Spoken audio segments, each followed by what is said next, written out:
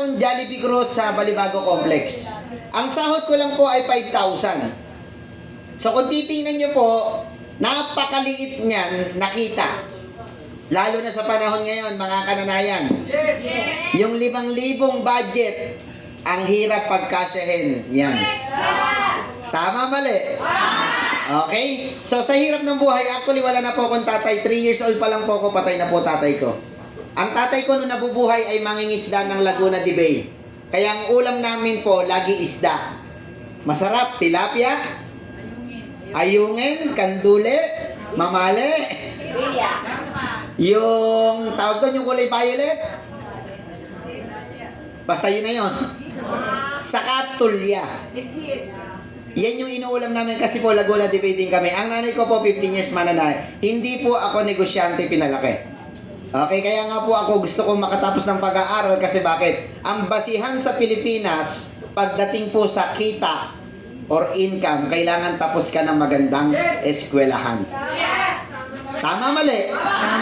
Yun yung mindset na nakita ko para ikaw kumita ng mas malaki, kailangan mong maganda ang natapos.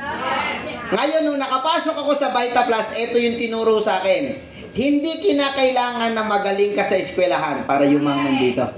Ang kinakailangan mo lang dito ay meron kang kaisipan na maunawain at open-minded para maintindihan mo ang negosyo. Okay, marami kasing tao hindi po naiintindihan yung negosyo natin. Tama, mali? Kaya, anumang bagay na hindi mo naiintindihan, hindi mo gagawin. Tama, mali? Okay, ayan. So, ito po yung itsura ko. Nung ako po yung nagpupunas ng table, saka nagmamap ng floor. Pogi po ba o pangit? Pangit po. Wala pang pera eh. Tama? O, pero pag may pera na, pumopogi na. Tama, mali? O, ayan po. Ito po yung angel ng buhay ko. Palakpakan naman natin, Dr. Gary and Ma'am Ruth Orena. Sila po yung nangulit sa akin. Actually, ayaw ko po ng ganito. Hindi ko po kaya tumayo sa harapan, hindi ko kaya magpaliwanag. Ayaw ko po ng ganitong negosyo. Ang gusto ko abroad. Okay? Pero nung nakaka-attend po ako ng training, doon po nag-sink in sa isip ko na aanuhin mo yung isang katawan pag nagnegosyo ka, pag nag-abroad ka, ang maganda, ano ba yung nangyayari sa mga nag-abroad? Lahat po ba umaasenso? Hindi. Tama?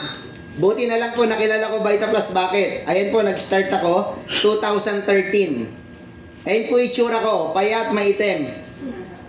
Pangit. Ulit.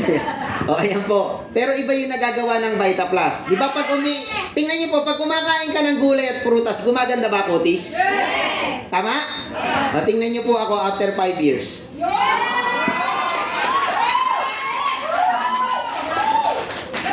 Dito, wala pang naiinom.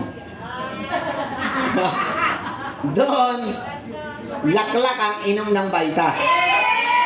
Kaya kung mapapansin nyo, medyo bumata doon. Dito, kamukha ni Dagul. Dito, kamukha ni Coco. Naging probinsyano na. Okay, so ngayon po, yung average income ko po per month, ako po ay nag 150 to 250,000 per month. Okay, yung total ko pong income sa loob po ng 12 years ko sa Vita Plus, umabot na po ko ng 27 million.